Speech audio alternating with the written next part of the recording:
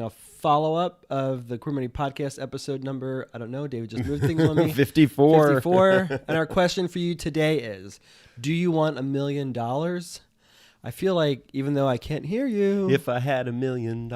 it's a resounding yes from most of you, I'm sure. Right. Why are you singing hippie music from the 90s? Wasn't that Bare Naked Ladies? Bare Naked Ladies, yeah. Bare Naked Men. Bare Naked Men. So in episode 54 of the Queer Money Podcast, we interviewed David Freitag from MassMutual, where he talked about 1 million reasons why gay couples should get married. And that just so happens to be a little bit about what we're going to talk about today. But David's going to spice things up a little bit with a very creative story. It might keep you up at night or keep you excited. So, have you ever been in one of those circumstances where you meet somebody that you're super attracted to? You meet a guy out at the bar, super attracted to them. You go home and you get there and you realize the bed isn't made. Neither of you are clean. All the definitions You're of that. you're possibly slightly tipsy, or maybe even more than slightly tipsy. You just, everything is not working out, right? All of the circumstances, Especially if you had too much whiskey. right? You know exactly what you wanted, and then you get there and nothing works out, right? It is just not gonna happen because you're not prepared.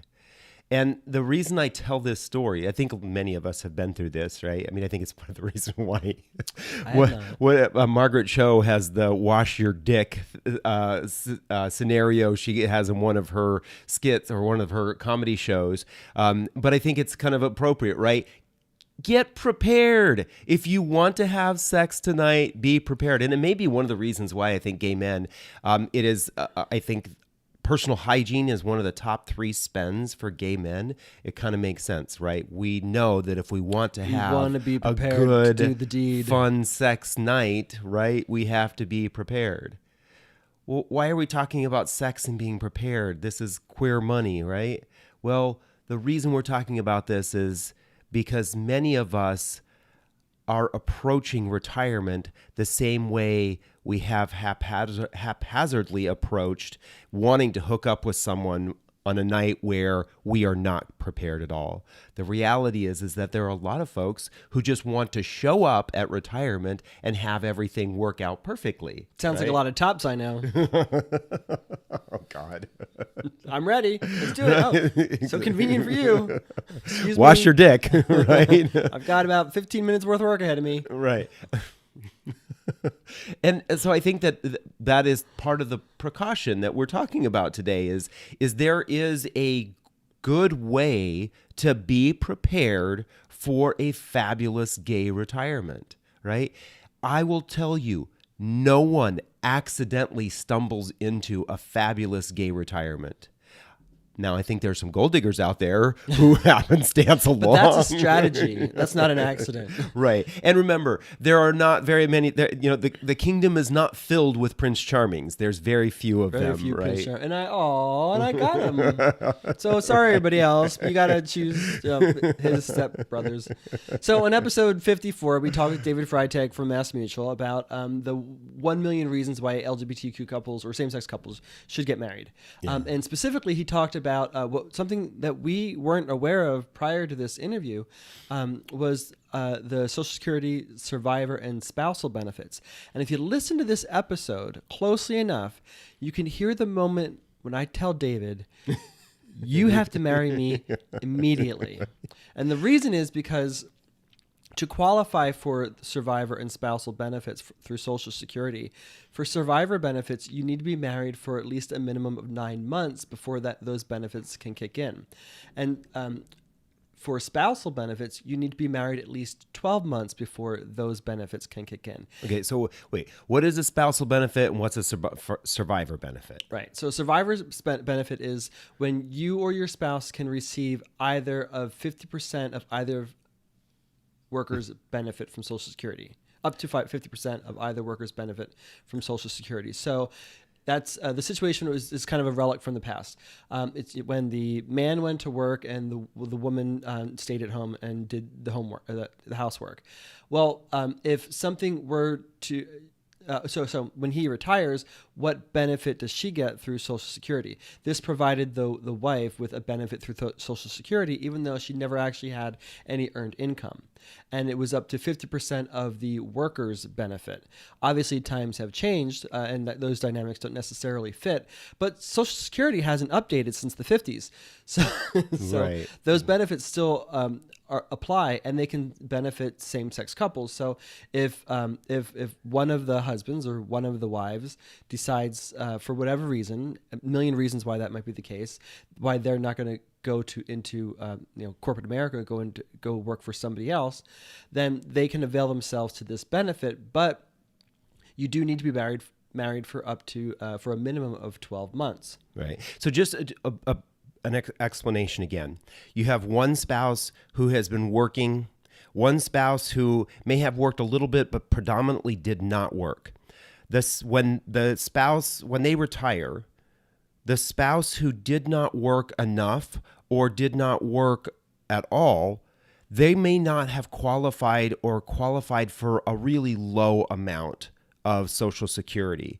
What this spousal benefit does is it says, if your benefit is not equal to or above 50% of your partner who did work, your spouse who did work, if it's not equal to or above that, they will raise your benefit up to that amount, right? So if I worked and John did not, and my retirement benefit is $3,000 a month, and he isn't getting anything, then he would automatically get $1,500. And that benefit obviously can benefit both of you. Yeah, exactly. If he didn't work, or he did work a little bit, but let's say that his benefit was $1,200, then the additional $300 would be added because he would get at least it would be the higher of my 50% or whatever he got. Well, my 50% is higher, right? So he would still get the $1,500. So spousal benefit is really important for individuals who did not work. I will say this is really important if you or your spouse, for whatever reason, were on disability or had reasons to not work, right? So definitely check into this. Exactly. And then the survivor benefit is the surviving spouse should one of the spouses pass away, the surviving spouse gets the larger of 100% of their own Social Security or the deceased spouse's Social Security. So if David, in the same scenario, if I worked a fraction of the time and was only getting $1,200 a month through Social Security because I didn't earn as many credits or contribute that much to the Social Security system, and David passed away and he was receiving $3,000, well then my $1,200 would be negated and I would receive his $3,000 check in perpetuity. Right. So there's an obvious benefit there. I will be taking somewhat of a pay cut because combined we won't, we will have lost our combined Social Security benefit, but I can still at least benefit from David's Social Security benefits. Yeah. And I will say, one of the things that's interesting, we talked about this with David. He mentioned this on the podcast. For folks that are retiring, that Social Security makes up anywhere from about 25 to 50% of your overall amount of money that you have in retirement.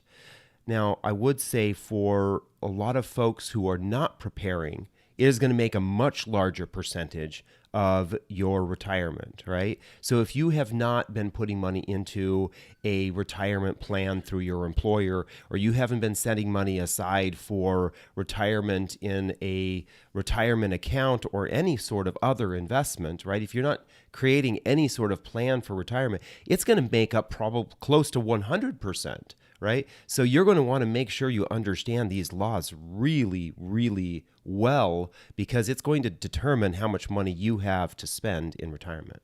so the question is then, how exactly are you getting $1 million? Well, as David Freitag from MassMutual explained on this particular episode, he said that basically these benefits for some folks can perform as if their income, they were earning income off of up to $1 million. Right. So it's like having a capital asset of up to $1 million for some people who qualify. Right. So say, for example, you had saved $1 million in your retirement, and because of that, you were able to, in your retirement account, you were able to withdraw money from that account. That amount of money that you would be getting on a monthly or yearly basis would be somewhat similar to the amount of money you would be earning from your Social Security checks. Now, that it's not going to be $1 million for everyone, right? Because some people work longer, some people put more money into the program. It's all dependent. The amount of money you get is dependent on how long you worked and how much money you put into the program, right? Those are qualifiers as to what levels of money you end up getting back from Social Security.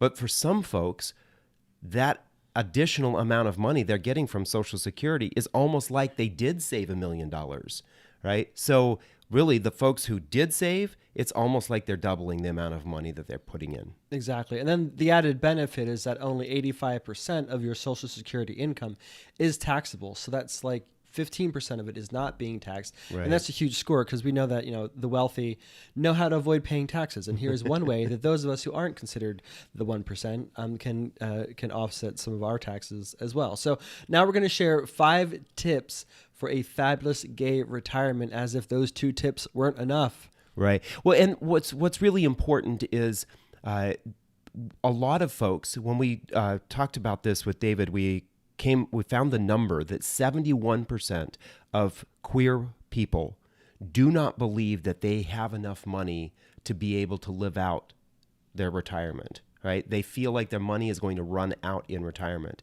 71% of us. That means 71% of us are worried that we're not going to have enough money in retirement, right? That worry means we're not having the best life we could be having right now. Right? Worry causes distraction in our lives from being able to do and achieve the things that we really want. So we want to encourage all folks to follow these 5 steps to a fabulous gay retirement that really do set you up to be in that situation where when you get to retirement, it's going to be a lot better. Right? Just like coming home with that hot person, right? When you're both prepared for hot sex, it's going to be hot sex, right? When you're not prepared, it's probably not going to be. And I think we've all had those unfortunate circumstances. All right. So what are the 5 tips for having a fabulous retirement? The first is to know what your retirement number is. I mean, just simply put, you got to know where you're headed, right?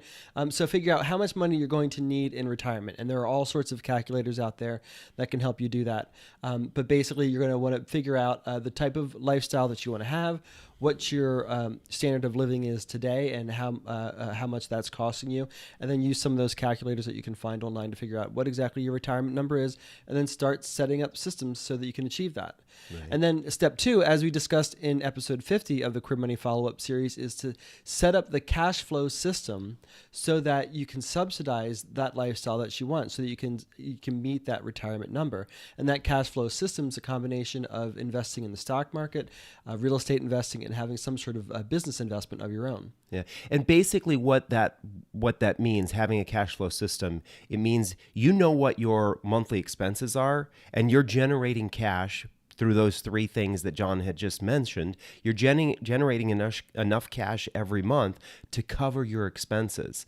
That's what we all want in retirement, right? We want to be able to not work and have enough money set aside to cover our expenses, right? So if you have a cash flow system like that, you're never eating into what is causing that cash to be generated. You're just continuing to generate that cash month after month after month. That is the best way to get to a really comfortable retirement, right? Then you're not worrying about money. There's too many people in retirement today who are worrying about money. Step number 3 is to actually find out, based on what we just talked about with Social Security, find out what it is that you actually will get. And it was interesting. David says this in the podcast. SSA.gov/my account is really a wonderful tool for tracking and understanding your Social Security benefits. And I would say that this is probably one of our number 1 recommended things for queer folks to do. Yeah. Whether you're 25, 45, 65, get on that account, right? Set up your ssa.gov/my account to see whether or not you're qualifying, whether or not you have qualified, and how much they're projecting that you're going to get in retirement. You don't want to show up when you turn 65 and find out that, oh crap, I'm only going to be getting $900 a month. There's no fucking way I can live on $900 a month, right? You don't want to retire and then realize you don't have enough money. You want to be prepared so that you know when you can retire and what it is that you're going to have to do to have that comfortable retirement. It's like always being prepared for good sex. Right. I'm getting the message. Thank you. Exactly. Always be prepared for good sex. Right. And then the fourth thing here is to talk to a financial planner. And you don't necessarily have to engage a financial planner to really manage your money in this particular situation. You may want to engage them just to see if you're headed in the right direction, right? So one of the things that David mentioned is that you can talk to a financial planner, some of the financial planners at MassMutual, but there's lots of others that will do this too. They will help you see what the impact of being married versus not being married for you and your partner will have on your Social Security benefits. It's an important one to add in. And I think a lot of financial advisors focus on the amount of money or investments you have and forget the Social Security. So make sure you bring that up and that you want to talk to your financial planner about that. And then tip number 5 is to get married, bitches. It is the best thing in David's life that he got married to me. And you want that experience, right, David? Well, it is absolutely the best thing. I mean, I love this man. We've been together for 18 years. But the thing is that when we say get married, bitches, there are a lot of folks out there who are holding off on getting married because of the perception, right, that you're conforming. Well, the reality is your pushback on wanting to conform could set you up for a lot of financial precarity or a lot of financial issues, because if you've been with this same person for a length of time, even if you've only been with 9 months, for 9 months or a year, it may benefit you financially, especially the closer you get to retirement, the more you're going to want to do this, because you're going to be preparing yourself for a better financial future. If you're together, just go ahead and do it, right? Do it. You don't need to tell everybody. Just go down to the courthouse and do it. Do it for the tax purposes. Remember, it was the tax purposes that was the foundation of one of the arguments that got us the right to marriage equality. Yeah. There are literally people who are dying that are losing out on hundreds of thousands of dollars of tax benefits because they chose not to get married. Right. They are putting off, or they're choosing not to get married. So please, if you're with your partner, just do it. Just get married. Just do it. And then to be fair and honest, though, if you're in some states, you're probably already common law married, so you just do the deed. At the federal level, though, that doesn't count, right? You have to be married in order to get those benefits at the federal level. Right. And we're talking common about law marriage does not benefits Social Security, survivor, and spousal benefits. Exactly. But just do it. So anyway, after you get married, then send us a message about how happy you are. Right. So thank you for joining us for another Career Money Follow-Up. Here is your Career Money Follow-Up takeaway from this episode. We want you to not only have a fabulous retirement, we want you to have a fabulous life. So go and download the 5 building blocks of a fabulous gay life at debtfreeguys.com/happy. And you will see that one of the building blocks of a happy gay life is money, and that's because money can provide financial security and the abundance that you want. Yep. Then in the comments section below, please let us know if you would like $1 million. I'm curious to know who doesn't want $1 million, because I want to track them. If they win any lotteries, I want to make sure they know my mailing address. And then join us tomorrow for episode 55 of the Career Money Podcast follow-up series, where we cover episode 55 of the Career Money Podcast, on which we talked about how to increase your income with business coaches Caleb and Matthew Airing of LGBTQ Entrepreneur, something we talk about a lot on this show, entrepreneurship. We want to see more and more entrepreneurs. Then lastly but not leastly, please give this video a thumbs up. Please subscribe to this YouTube channel or whatever channel you're on. Subscribe to us, and then set notifications on this whatever channel you're on, so that you can join in on the conversation and you don't miss any one of these amazing videos. Thank you very much, and we will see you tomorrow. Have a great weekend.